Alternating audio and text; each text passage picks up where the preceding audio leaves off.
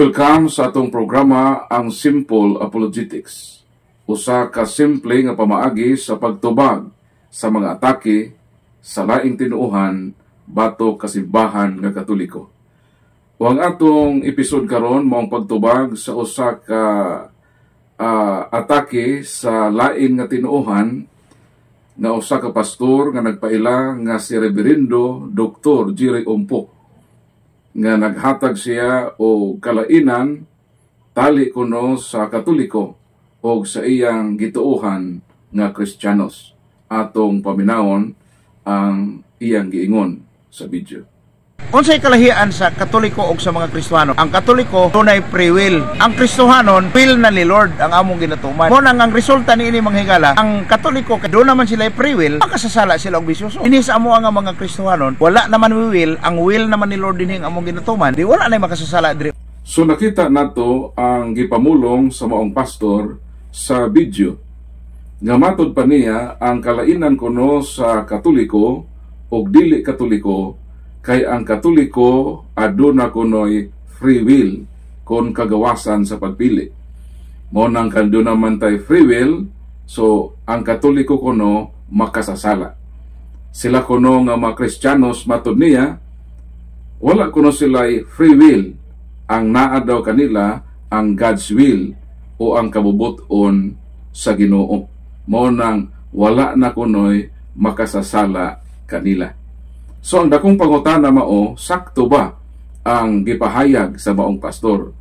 Ang tubag dili, kay wala kita himua sa Ginoo nga robot.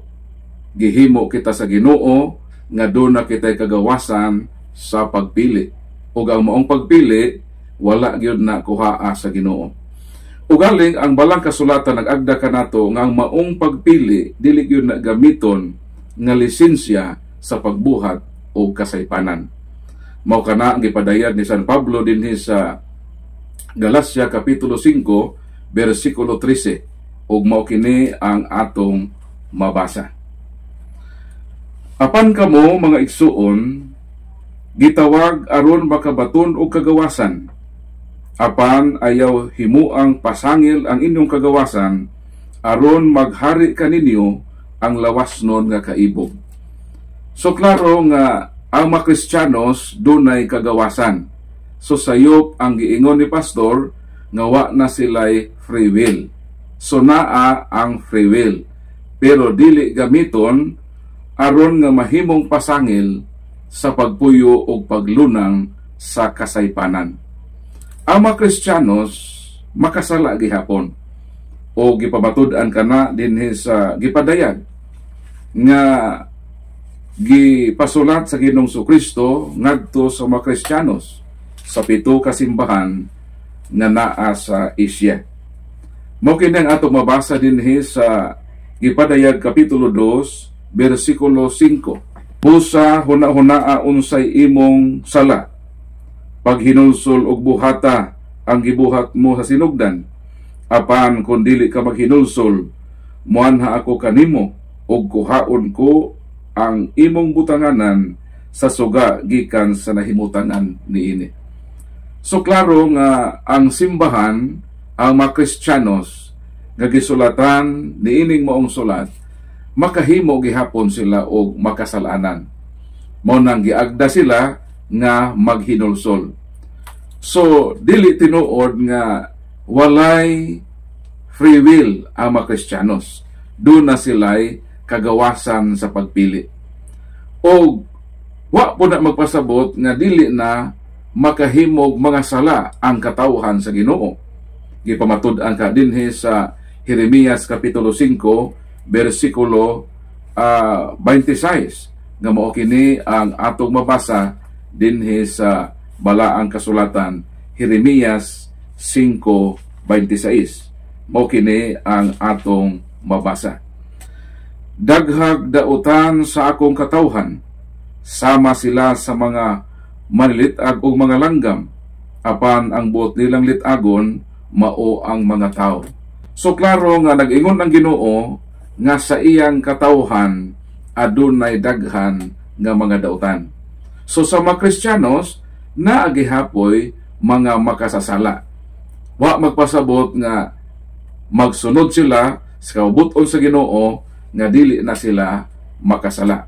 O ngani nagkontradict ang gipahayag sa maong pastor nining video nga niingon siya nga wa magpasabot nga makristiyanos na bisan kapila daw ka magtuo kang Kristo nga dili ka na makasala. So atong tan-awon ang nagumpugan nga makatarungan ni Jerry Umpok nga usa ka reverendo o nagpaila usab nga usa ka doktor. Atong paminawon ang iyang gipamulong. Ang tao bisan kapila pa siya mudawat kang Kristo ingon nga iyang personal nga Ginoo manuluwa sa iyang kinabuhi, wala ni siya magwara, dili na siya masipyat o di na siya makasala. Sipyat gihapon og makasala tungod kay tao raman ta manghigala. Wa nagpasabot nga kung ikaw nakadawat na sa kaluwasan dili na ka makasala. So atong nakita ang video nga nagumpugan ang iyang mga rason nga matod pa niya ang mga Kristiyanos kay wala na may free will of God naman, so wa na daw sila mga makasasala dito. Pero miingon siya nga bisan kapila ka mudawat kang Kristo, wa na nagpasabot nga dili na makahimog mga sala. So samtang buhi ang tao, so makahimo og mga sala. Dili ka usa, kundi makadaghan samtang may kinabuhi pa ang tao. So di na tinuod ng iyang gipamulong nga kanila wala na'y makasasala. Kay giklaro sa balang kasulatan nga ang katawhan sa Dios daghan mga dautan. Kung kanila wala na'y mga dautan, so nagpasabot ka na nga dili sila ang katawhan sa Dios. Ang Katoliko ang tinuod nga katawhan sa Ginoo kang giangkon sa Ginoo nga iyang katawhan kana mang daghag dautan. Apan wa kana magpasabot nga magpatuyang kita sa paghimo sa pagkadautan. Mao na nga iyang gipamulong na sumpaki sa iyang magipamahayag. So klaro og tin-aw nga taliwala sa atong pagkristyanos kay kitang magkatoliko ila mang tang giisip nga dili kristyanos, pero sayop siya diha ni ana nga banda kay ang Katoliko mao kini ang matuod nga mga Kristyanos nga dunay kadugtungan ngadto sa unang siglo nga Kristyanidad.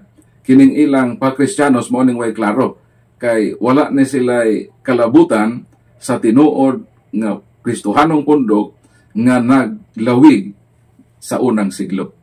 So matod niya nga ang Katoliko makasasala tungod kay ang Katoliko free will ang niya kanato. Pero matod sa balang kasulatan ang giangkon sa Dios nga iyang katawhan kana mang daghag dautan.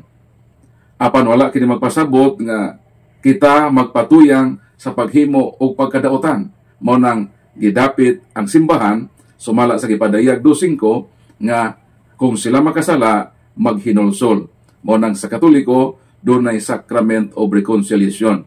Kung makasala ang Katoliko, so dunay mahitabo nga pagbasol o paghinulsol. So ang giingon sa mong pastor nga wala na sila free will, usa kana kadako nga sayop kay dili man sila mga robot ug wala kita himua sa Ginoo nga robot nga dili makapili kung unsa ang maayo o dautan. Ug gani sa iyang ginahimo nga pagpangatake sa Katoliko, kita usab personalan niyang giatake nga matod niya kita kuno giyawaan. So atong tan-awon ang iyang akusasyon bato kanato o sa simbahang Katoliko. Atong paminawon ang video. Grabing daw tang espiritu anang pulalima. Kamong tanan wa gyud koy nakita ninyo nga mga tarong. So kung tinuod nga siya nagsunod sa kaubuton sa Ginoo nga wala na sila free will ang God's will, so ngano nga pati kita iya namang giatake nga giyawaan. Mao ba na ang kaubuton sa Ginoo nga manghukom ka sa imong isig katawo? Ang tubag dili. So iya tang giakyos nga si Paul Alima kuno daghag yawa ug wala siya nakitang matarong dinhi kanato. Grabing daw tang espiritu anang pulalima. Kamong tanan wa gyud koy nakita ninyo nga mga tarong. Grabing daw tang espiritu anang pulalima. Kamong tanan, wagid ko nakita ninyo nga mga tarong. Grabing daw tag-espiritu anak pula lima. Kamong tanan, wagid ko nakita ninyo nga mga tarong. So nga nawa man siya nakita nga matarong. Unsa man kaha ang hinungdan niini. So ato siyang paminawon. Nagpabuta-buta. So kanang pagkabuta, mao kanang hinungdan nga dili siya makita og matarong. Kay tungod sa iyang gituohan nga pagsunod kuno sa kaubuton sa Ginoo, nga wala masubay sa kaubuton sa Ginoo, kay sige man siya panghilabot sa Katoliko, uga man siya nakitag maayo sa iyang kinabuhi, tungod kana sa resulta nga dunay mga tao nga buta sila o dili sila makita sa maayo. Nagpabuta-buta. So mo kini ang kinabuhi ni Pastor Jerry Umpok. Mo nang ato sa giampo nga pasayloon sa Ginoo nga dili sa sigig pangatake, kay kung sige siya pangatake mao kana nga hinungdan nga makasala siya. Sumo kana nga atong iampo kining maong tawhana nga hinaot kaluy-an sa Ginoo nga makita niya ang maayo o kamatuoran, kay nabutaan siya sa gahom sayawa nga naghari sa iyang hunahuna o kasing-kasing. Mao nang ang iyang mga video puro pangatake. So makita nato ang iyang naglagubo nga kasilag sa simbahan nga Katoliko. O ato siyang pasayloon o atong ibalos kanila mao ang gugma, kay naluoy man kita sa kahimtang nining mga tao nga buta kung walay nakita nga maayo sa ilang isig katao. Mo nang iampo nato si Pastor Jerry Umpok nga kaluy-an sa Ginoo nga lamdagan ug danagan ang iyang itom nga kasing-kasing aron nga makita niya ang kamatuoran ug ang bidlisyo sa kamatuoran nga gipadan-ag sa simbahan nga Katoliko. God bless kaninyong tanan.